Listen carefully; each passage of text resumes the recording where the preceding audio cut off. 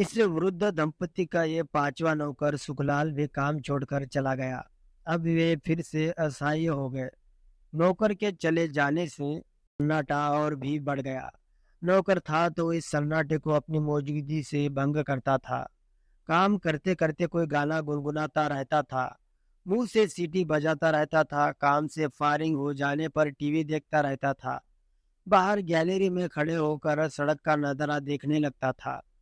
उसकी उपस्थिति का एहसास इस वृद्ध दंपति को होता रहता था। उनके जीवन की एक सरता इसके कारण ही भंग होती थी, इसलिए वे आंखें फाड़ फाड़ कर उसे देखते रहते थे। दोनों जब तक नौकर से बतियाने का प्रयास भी करते रहते थे कि दोनों ऊंचा सुनते थे, लिहाजा आपस में बातचीत कम ही कर पाते थे।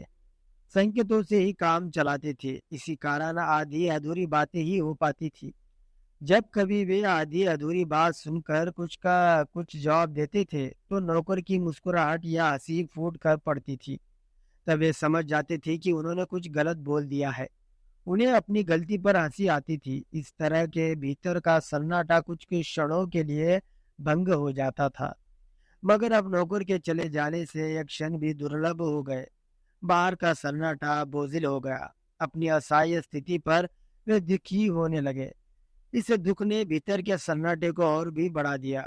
इस नौकर ने काम छोड़ने के जो कारण बताए, उससे इनकी व्यथा और भी बढ़ गई। उन्हें अफसोस हुआ कि सुखलाल के लिए इसका घर का वातावरण इतना असहनीय हो गया है कि वह 17 दिन में ही चला गया। दंपति को अफसोस के साथ साथ आश्चर्य भी हुआ कि मांगी बाई तो इस माहौल में 7-8 साल तक बनी रही।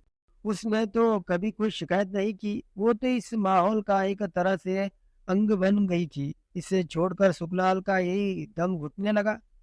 सुखलाल से पहले आए 4 नौकरों ने भी इसी घर के माहौल की कभी कोई शिकायत नहीं की। वे अन्य कारणों से काम छोड़कर चले गए। मांगी भाई के निधन के बाद उन्हें सबसे पहले आई छोकरी को चोर होने के कारण हटाना पड़ा था। उसके बाद आई पार्वती बाई को दूसरी जगह ज्यादा पैसे में काम मिल गया था, इसलिए उसने क्षमा याचना करते हुए यहाँ काम का त्याग कर दिया था। पार्वती बाई के बाद आई हेमा, कामचोर और लापरवाह निकली थी। बार बार की टोका टाकी से लज्जित होकर वो चली गई थी। इसके बाद आया वह भील युवक जो यहाँ आकर खुश हुआ था। उसे यह घर बहुत अच्छा लगा था। पक्का मकान, गद्देदार बिस्तर, अच्छी चाय, अच्छा भोजन आदि पाकर वह अपनी नीति को सहारता रहा था। उसने वृद्ध दंपति की अपने माता पिता की तरह बड़े मन से सेवा की थी।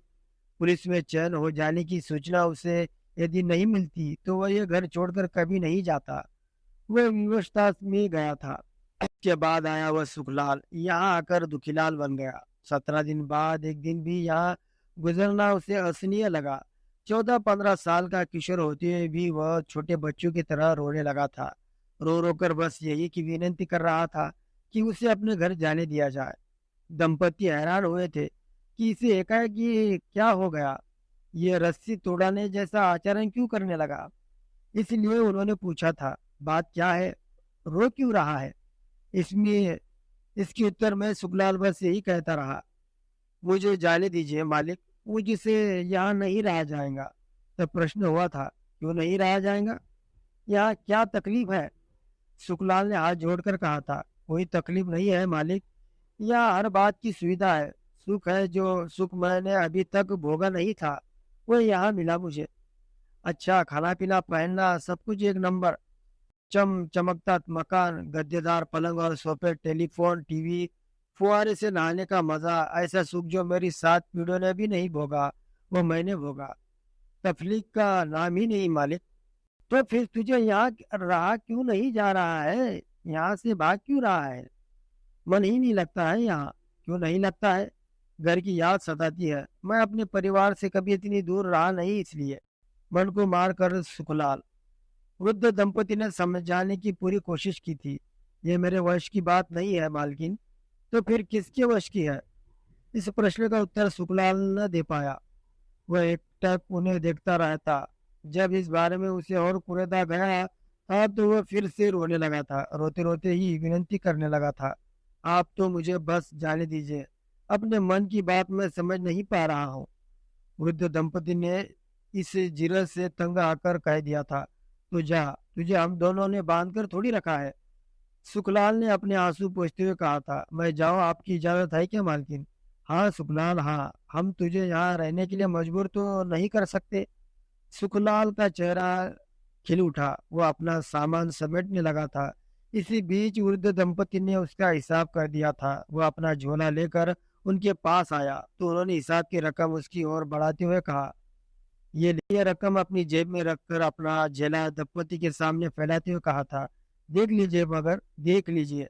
मगर वृद्ध दंपति इनकार में हाथ हिला दिए। सुखलाल ने दोनों के चरण स्पर्श कर भर्रे हुए स्वर में कहा, मुझे माफ कर देना मालिक, आप लोगों को यूं छोड़कर जाते हुए मुझे दुख हो रहा है, मैं करूं भी क्या? इतना कहकर वह फर्श पर बैठते हुए हाथ जोड़कर बोला था, एक विनती है, एक विनती और है। क्या? बोलो। बड़े साहब से मेरी शिकायत मत करिएगा, वरना मेरे माँ बाप आदि की नौकरी खतरे में पड़ जाएंगी। इतनी दया हम पर करना। बड़े साहब से सुखलाल का आश्य वृद्ध के भाई रेंजर से फॉरेस्टर रेंजर से था। वही अपने विश्वसनीय नौकर भिजवाता रहा था। वो वही अपने विश्वसनीय नौकर भिजवाता रहता था। उसने ही इस सुखलाल को भी नर्सरी में परख कर भिजवाया था। वो अपने परिवार के साथ वही काम कर रहा था। वृद्ध दंपति से कोई आश्वासन न मिलने पर वह फिर गिड़गिड़ाया था, बड़े साहब के डर के कारण ही इतने दिन मैंने यहाँ काटे हैं, वरना मैं 2-4 दिन पहले ही चला जाता। मेरा मन तो तभी से उखड़ गया था। मन क्यों उखड़ गया था? तब सुखलाला आलती पालती मारकर इम्तिनान से बैठते हुए बोला था, मन उखड़ने का खास कारण था यहाँ का सन्नाटा, घर के भीतर का सन्नाटा। यह सन्नाटा मेरे लिए अनोखा था क्योंकि मैं भरे पूरे परिवार का हूँ। मेरे घर में हमेशा हाट बाजार की तरह शोरगुल मचता रहता है, मगर यहाँ तो मरघट जैसे सन्नाटे से मेरा वास्ता पड़ा। हमेशा सन्नाटा, किसी से बात करने की तक की सुविधा नहीं। आप दोनों बहरे, इस कारण आपसे भी बात नहीं कर पाता था। अभी की तरह जोर जोर से बोलकर मकाम लायक बातें ही हो पाती थी, इसलिए मेरा दम जैसे घुटने लगा था। मैं बातूनी प्रवृत्ति का हूँ, मगर यहाँ मुझे जैसे मनोवृत्ति साधना पड़ा, इसलिए यहाँ सन्नाटा मुझे जैसे डसने लगा।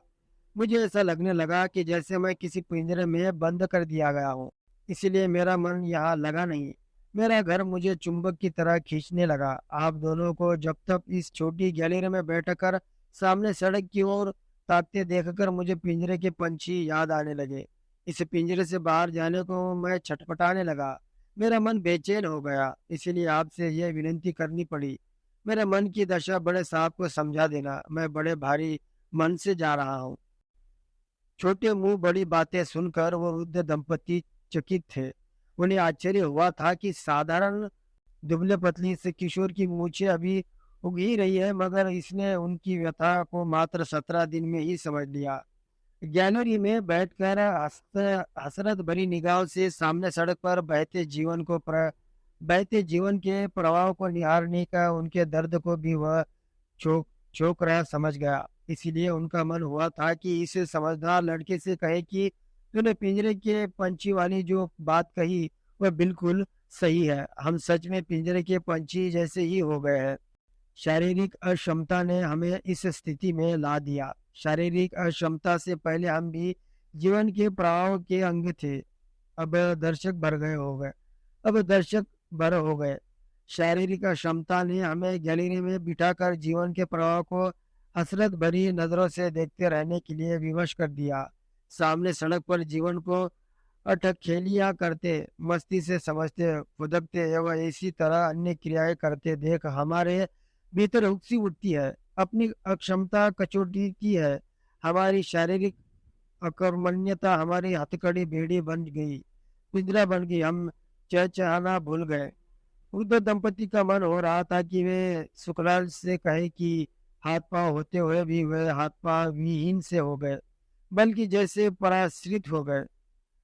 पाजामे का नाड़ा बांधना, कमीज के बटन लगाना खोलना, शीशी का ढक्कन खोलना, पैंट की बेल्ट कसना, अखबार की पन्ने पलटना, शो करना, नाखून काटना, नहाना, पीठ पर साबुन मलना जैसे साधारण काम भी उनके लिए कठिन हो गए। घूमना फिरना दूभर हो गया। हाथ पांव के कंपन ने उन्हें लाचार कर दिया।